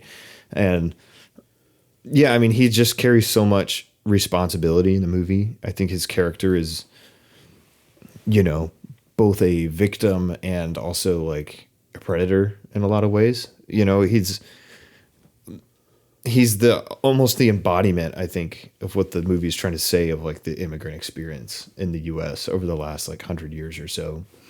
And yeah, seeing him really just commit to this role with a tough accent. I know there might have been some AI going on in there. I don't know if you guys heard about that controversy. I did. I think we talked very about minimal. it. Did we talk about it on the show? Maybe we did. I don't know if we did. No, I know me and you was- definitely talked about it. I chalked it up to like, I don't care, bro. Yeah, I don't think it really made a difference. I think it's fine. But yeah, I mean, he just what he's able to do like with his face, like facial acting and reacting to the scenes, and how there's one scene in particular, or there's two scenes I want to point out. The first one, when he's sitting at the table with Guy Pearce, and like it's Guy Pearce's family. I think I don't remember exactly the context of the scene, but he says something like insensitive towards like Jewish people. Was it when his wife came back? I think so. Yeah, and Guy Pearce said something like insensitive to I guess, and I don't think he meant anything by it, but regardless, it was like you could tell like Adrian Brody's face, like his whole demeanor just changed, and the rest of the conversation after that, You can feel the tension or the discomfort. And also with his wife too, Felicity Jones. Almost, she deserves a highlight here too. I didn't put her in my nominees for supporting performance, but if I had expanded nominees, I definitely would have put her. And yeah, just how he's able to really convey that, like, I'm here and I'm sitting at this table of honor, but I'm still seen as like lesser. He really conveyed that well.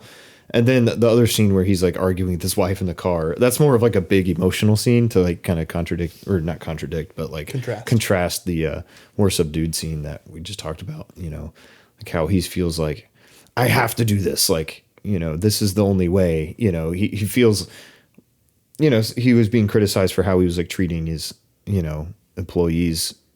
And yeah, he just like, well, this is who I am now. And this is what I have to be to be able to make it here.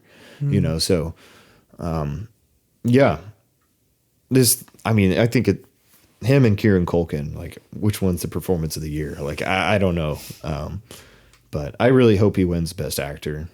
He's won. He did. He just got 2 Slaties. He won the 2 Slaties. exactly. So More prestigious than the Oscars. Yeah, I guess I got a lot of the same things to say about Adrian Brody's performance as Laszlo Toth. Just so many good character moments and scenes that you could just pick from. I think the two I would pick, one would definitely be that car scene where he just explodes on his wife. It's near the end of the movie, where he's just like really like he's tired of like. I guess she's just always like, you're not the man I remember. You're not the man I married way back in Europe. And he's like, well, Hungry. hungry. He's like, well, you know what? Yeah, of course I'm not. Look, the situation we're in sucks. A lot of terrible things have happened to me and you. yeah, Like, why aren't you upset kind of deal? And he doesn't say that, but that's just kind of like what I felt. And, like, why aren't you more angry about, why, how do you expect me to be okay with this? And you just get a lot of that from, that moment. But the other one I think is really good. Is again another scene with Guy Pearce. He's just so good, dude. They complement each other very well in the film. There's a lot of that. I call it, I'm gonna say chemistry, but it's really the opposite of chemistry. Whereas in like Laszlo's like really uncomfortable around this guy, but they just do it so well. They work so well together, both actors. But it's when Guy Pearce seeks him out after he's like, all his friends are like, "Oh, your new library is actually really cool." So he goes and hunts down Laszlo, who's like at this construction site, like on a crane or something, or standing on top of some coal. I don't remember. Yeah, he was what working. exactly it was. But he takes him away to get him lunch. And, so they're sitting at this diner, and he hands him these clippings of the work he did back in Hungary, back in Europe before the Nazis took over. And he just starts crying. And Guy Pearce is like, well, like I'm sorry, I didn't mean to disturb you. He's like, no, I never thought I would see these again. And it's just such a moving scene. It's like, man, this guy's looking at what his life used to be, and he's like heartbroken that because a lot of those buildings were destroyed, I think, during the war, or it's implied that they were. So that they have these original like pictures from the local newspapers at the time that they managed to scrounge together, and he was just so, I guess, both saddened to know that he may never see them properly again, but that he at least gets to have these like photos of that work. It's just a really like moving scene, and it just tells so much about the character. Again, relating to that screenplay aspect, and that's half the job, and then the other half is getting the actors executing it. And Adrian Brody just does an amazing job. Like all this talk about like Paul or Timothée Chalamet as Paul, he's great. I love him. I don't know if that performance made me feel quite as much as Adrian Brody's does. No, I agree. Yeah. So, well, yeah. Man, so Brutalist got the screenplay actor and supporting actor combo. That's maybe a best picture right there. I don't know. We'll see. Yeah. So we just. That's it, right? That was the last one. Yeah. Yeah. We're here, folks. The award presentation for Best Picture. We've been waiting all night for this. It's going to be exciting. The final and most prestigious award of the night for the film that stood above all the others. I think you can probably guess mine by now. I'll write it down. Here, I'll take the Slaty, might as well, because I'm already talking. So after winning, how many awards? 1, 2, Here, I'll tell you, 4, 5. Oh, from you. From me alone. Okay. This has won 5 awards so far. I'll go over the score at the end. The Slaty for Best Picture. Madam Web. Just kidding. Trill. Funny joke. Dune Part 2. Woo! Easy. Now I know I've probably set up a convincing argument for The Brutalist. Best screenplay, both supporting and actors. But the thing is, Dune 1 director. Dune 1 director, best editing, best score. And when we're talking about best picture, I'm just going to preface this with back in the day, as far as the Oscars are concerned, best picture wasn't necessarily this weird or like out of touch movie that's only relevant with like cinemaphiles or something. It was literally it was almost a popularity contest, which I think is fine when you're talking about What's a movie that everybody can It's just like a look popular movie that's like well at? made. Really good. Yeah. And The Brutalist wasn't that popular. It just didn't get seen by a lot of people. But you know what did? Dune Part 2. That is my best picture. You know, yeah, Rocky would never have won Best Picture if it came out in 2025. Right? But it did win in the 1970s. So And that's good. That's a good thing. So my best picture is a movie I have not said at all yet. Oh. So this was kind of a toughie, guys. Like these categories were tough. But my best picture, Inside Out 2. I knew you were going to say that. I called it. Nice. Oh man. All right. Yeah. Who's diving in first? You, Wesley? Sure, I can. I can't speak without the Slaty. So, the Slaty. And as a side note, we talked about like actually having like gold slates in the future, like gold clapperboards. So this is a hacky sack. Well, it's really gold colored like plastic. Yeah, gold. Again, talking we about. literally, like, we were so frustrated with the real Oscars. We're like, let's just do our own. Let's be the change. And I guess we we're wanna see in the just world. doing the hacky sack for fun, I guess. Denis Villeneuve We reached didn't out even discuss to me. that. Wesley just in the middle of right now recording was like, this is the We have a Slate. hacky sack. It's our slate. You know, we could have actually used this actual slate. We could have. And look, C-3PO's even presenting it. Yeah, exactly. You just erase and write the So we take back the hacky sack. This is the Slaty that we've given out Just imagine 30 it gold. times at this point. Go ahead and Literally 30 clap times. it. Give me 30 big So- claps. 30. I'm doing. I'll just do one. 30 big claps.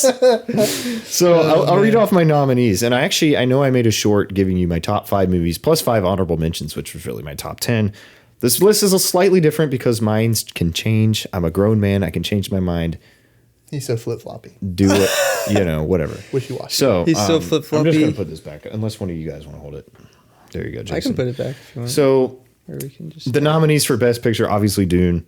A Real Pain, which won Best Supporting Actor for me. Nosferatu, which was nominated like almost every single category for me. Saturday Night nominated in like Screenplay and Score, I think. Furiosa got a bunch. Longlegs, Nick Cage, can't forget him. Wicked, Inside Out 2, and The Outrun. So Inside Out 2 made my top 10. Nice. Yeah, I remember that. So that was not on my original top 10, but I thought about it. I'm like, I got to put it there. Yeah. So that's my nominations. But yeah, I mean, we've already talked at length about Dune Part 2. I don't know what else I can really say. I mean, as a movie, this is definitely the one that stood out to me, the most entertaining, the most well-crafted, most memorable. And I think this might, when it's all said and done, be like one of my all-time favorite movies. So Nice. we'll see what happens with Dune Messiah, though. We'll see. Yeah, I mean, not too much else for me to say. I think I explained a lot of it in the other categories, but just in general, like I think I said it earlier when I was announcing it here, but when I just think about what is the best movie overall that came out in 2024, I'd be lying if I said it wasn't Dune. Yeah, The Brutalist came really close in my opinion, but I just think when you're talking about cultural relevancy, I think that matters. And I think Dune was supremely relevant. And I think that's what really gives it the edge for me here in picking it. Also, I mean, I like it. It's great. I saw it. I rewatched it recently. I think yeah. Nice. All right. Inside Out 2. Inside Out 2. The sneaky win. Yeah. So Inside Out 2 for me felt like a very intelligent sequel. It didn't hit the very passable sequel status quo, and I liked that. I liked that it was very world building, both inside Riley's mind but outside, because we don't even like stay with the story in the same environment. Like, she's completely removed from where we originally saw her. She's now at hockey camp, and I thought that was a fun way to like spend the most of the film.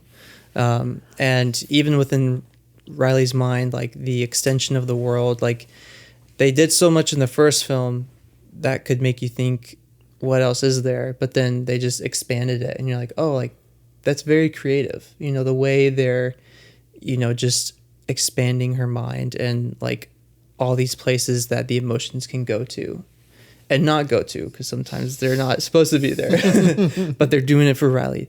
And so that was like really cool. And the other thing too is that I thought it was a really emotionally deep movie for like the whole family. And I think it was hitting a topic that I think should be talked about within families, you know, especially for teenagers, and preteens, I guess too, because I guess Riley's kind of like approaching that, and hitting that as we watch her develop in the movie. And so I just really enjoyed that they didn't shy away from how anxiety can really affect someone, and to kind of like cap that, I really enjoyed how they just portrayed Riley choosing to be joyful.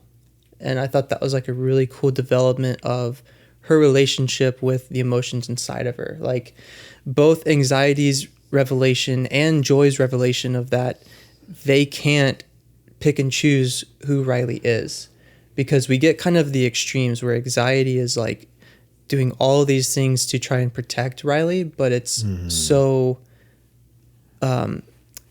fearful in its foundation. And then we have Joy on the other hand, who is like, I want the best for Riley, just like anxiety, but like I'm gonna like choose these memories, toss them in the trash in the way back of the mind, and that's also manipulative. And so the fact that they both come to this realization that Riley has to choose, and the fact that Riley chooses joy after experiencing an anxiety attack was like really emotional for me.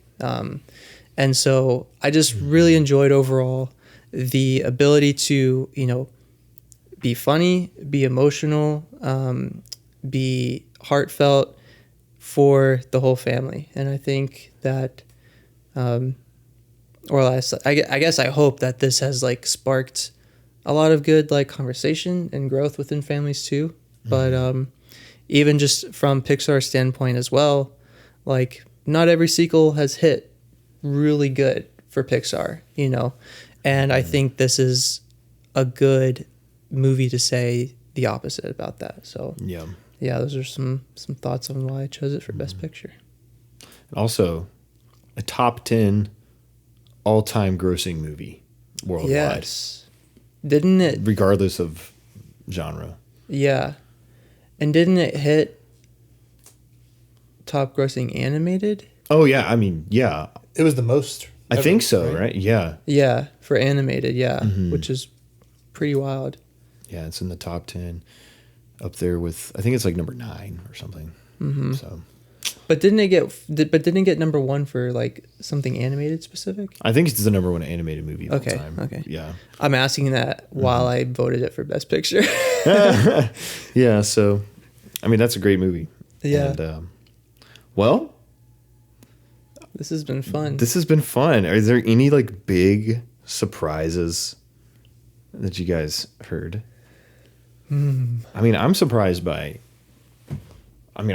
Asher had some really like diverse answers. He had the most like interesting answers of the bunch, because me and Jason were just like, Dune, brutalist, Dune. I came with the Southpaw for maybe the we're Garfield like, movie. But Asher also had some. He did put Dune the picks. Dune screenplay poll from Asher was goated, by the way. But, yeah, I mean, I just think, you know, if it's the best, it's the best, right? And you guys could probably tell, like, me and Jason think maybe more on the same wavelength with movies, and I think Asher might just have a little bit difference in like what kind of things he looks for in movies, prefers, which I'm here for it, and I'm glad to like have that perspective. You know, I'm definitely drawn to like visual direction, you know, big showy performances, you know, that kind of stuff, or just anything that's going to make me smile, you know. So yeah. And Asher, yeah, I mean, I don't know, I'm just grateful that you had a unique perspective here. And we need to get around to like seeing all these movies. Like, I need to finish Young Woman at the Sea. I need to What other movies did you say? You said Bonhoeffer. I did see that. Bonhoeffer. I wanted to watch The Wild Robot before this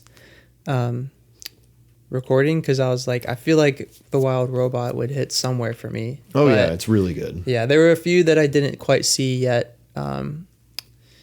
Yeah, like even Kingdom of the Planet of the Apes. I was considering that for some stuff. And Godzilla X Kong, I was gonna do it for Rule of Cool, but when Wesley kind of like when you asked if we could change best cinematography to be within best visual design and then have best audio design, I was like, oh man, that kind of changes because I had Rule of Cool. Wait, no, I had how did I have it? Basically, it kind of shifted the way I was gonna have my winners, and so I was like, okay, Yeah. how do I figure this out now? And so I think Godzilla X Kong was like a Rule of Cool contender for me because like, I mean, hey, you got big monkeys, giant dinosaur basically looking creatures fighting.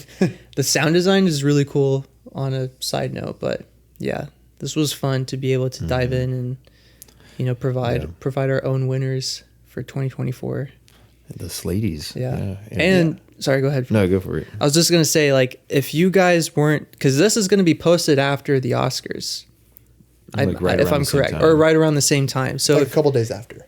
it's right around, yeah. No, on the day of the Oscars. Oh, March okay. 1st. No, it's the 4th, isn't it? It's going to be right before the Oscars. Okay, so right around the Oscars, guys, if you are into the Oscars and you're not like happy with how the Oscars went, please share this with those who are also not happy with how the Oscars went, because as we've seen, Share it with Dune fans. share it with Dune fans, because as we've seen, you know, it doesn't seem like movies are getting properly represented. So feel free to share this with those who you think might appreciate it. We would appreciate it.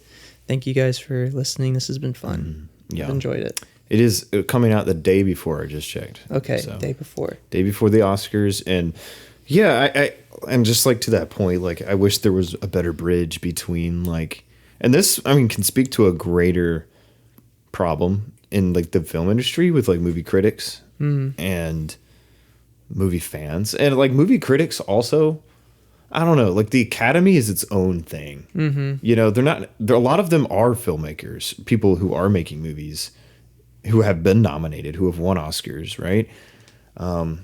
So I don't know. It's just there's these different communities, and as time has gone by, as the rise of franchise movies have come out, and I don't know. There's just been this divide that's happened, and that's why we're seeing movies like this year, like Emilia Perez, getting a lot of nominations, and we've seen winners like Green Book. And, I mean, not that that's a bad movie, but we're seeing movies like Top Gun Maverick that are just like, they're given like courtesy nominations, but they're just, they don't have a serious chance because, well, it's not highbrow cinema. It doesn't fit the Oscars, right? So I wish that there was a better bridge. And I don't know. I think I like the idea of people on YouTube or people on Instagram or whatever putting together these kinds of shows, and saying like here let's honor some things that you're not going to see honored, you know, and like, but actually could be some of the best of the year. Obviously we all have our opinions, right? And not everyone in the world thinks Dune Part 2 is the greatest thing since sliced bread, like I do. But sorry if you thought it was boring just voting Dune everything, but I don't know. Like, I think it deserves recognition. I think a lot of people would agree with that. And even movies like Young Woman at the Sea, like how many awards ceremonies have recognized that? A lot of people don't even know that movie exists, right? So it's good to find us someone else who nominated or gave an award to Garfield. Garfield is a Slaty winner, and not one of the weird awards. So yeah, it wasn't the bad award. It was Rule of Cool. Rule of Cool. Okay. But that's a good award. You want that. Yeah. To all those filmmakers out there. Yeah. Yeah. I mean, just really quick statistics. Jason let's pull the stats. Jason with the tallies. Tally ho. Obviously, Jason. Dune sweep with 12 wins. 12 wins. Sorry. 12 wins out of 10 awards. Yeah. Well, okay. More like 12 more like out of Dune's 30. vacuum. 12 of 30. So almost half. It's almost half of all possible awards wins. won. Right after that, quick drop off. Brutalist with 4. Bonhoeffer with 2. Young Woman in the Sea with 2. Notably, Asher carrying Both of those. the less known movies. Which, I haven't seen Young Women in the Sea, but with Bonhoeffer, I mean, really, if some of these other movies didn't exist, Bonhoeffer might have won the same categories that Asher voted them for. And like, if I saw amount of movies that was like what a normal person would, I probably would have been putting Bonhoeffer. But since I saw like 52 movies this year, it's just like the competition gets really tough. Yeah, and I'm pretty sure everything else, unless I'm missing it, everything else just got 1 award that was mentioned. What were the other ones that got one? So, Amelia Perez, Venom, Twisters. Transformers 1, Garfield, Lord of the Rings. The first 2 awards, they're all solos, so 6 individuals. Nosferatu only got 1. What was that? Sound. Yeah. Got a lot of nominations. Nosferatu 1. Nosferatu. Yeah, not Nosferatu. We just need to give Nosferatu one more award, so it can be Nosferatu. Yeah. So then supporting actors. I'm trying to read. I paid attention to the joke. That was a good joke. You asked me to do something. I'm doing it. You're doing it. I'm doing it. Man. All right. For supporting actor, the unique ones, it was Mr. Culkin for A Real Pain, and Stephen Graham. I hope I'm remembering that right. Yeah. I wrote Grimm there because at first I thought you said Grimm, but I remember in my head Stephen Graham. Lead unique was Dietrich Bonhoeffer, and then Best Picture, another unique, Inside Out. So 6 unique ones to start out, and then some sprinkled ones in there. Nice. Epic. Fun. Maybe we can track these over time, and like 5 years from now, we can be like, who's the most winningest Slaty movie of all time? Ooh. I'm wrong. Bonhoeffer won 3 Bonhoeffer, because you gave him Best Director. That was a big combo. I was surprised like, I wrote it here. I was like, who's Todd? Who's Todd? Todd. Well, don't you know Todd Komarnicki, one of the producers for Elf? You know what's funny? That reel we did was the first one we did captions for, I think. I'm pretty sure. So I remember like constantly looking up how to spell Todd Komarnicki, because you said it in the thing, and I'm like, I know it's not going to get it right. The auto-generated thing. Oh my gosh. So I remember like looking at it, and I'm pretty sure it's still wrong. He still spelled it wrong. But yeah, I think that's the first one we did captions for, and I was like, Todd Komarnicki. Todd Komarnicki. Nice. Well, I hope you guys watch some of these movies we talked about, and hopefully you learn something new about movies. Next year we will have physical, made of real gold. Don't promise that. We'll probably forget. So we'll hope to have that. Yes. We'll hope to have that. Real gold awards. So 24 karat. Comment below. Is that what YouTubers say? Is comment below. Subscribe. Or if you're watching, subscribe. If you're listening on Spotify or Apple, I think rate you can us leave comments. 5 out of 5 stars. Let us know what your favorites of the year. Just list them all 10. Yes, do that. And speaking of ratings, guys, so we got another. So we've gotten 2 more reviews on our Spotify account, and we're still 5.0 stars. So whoever these 2 reviewers have been. Did they like type a review, or did they just put 5? Well, so like our profile says we have 6 reviews. And so for a while it was 4 reviews. And with those now 2 additional reviews, we're still 5 stars. So guys, so to all our super thank fans, you so much. 600. Listen to every episode 3 times, 1 on each platform: YouTube, Apple, Spotify. If you're a regular fan, it's okay, but you got to watch it on one of the platforms. Let us know what you think should win Best Picture, and you can find us on Instagram, YouTube, Spotify, Apple. And I think that's gonna wrap us up. So this has been the Slaties 2024/5. I'm Wesley. I'm Jason. And I'm Asher. It's been a pleasure hosting, and we'll see you in the next one. God bless.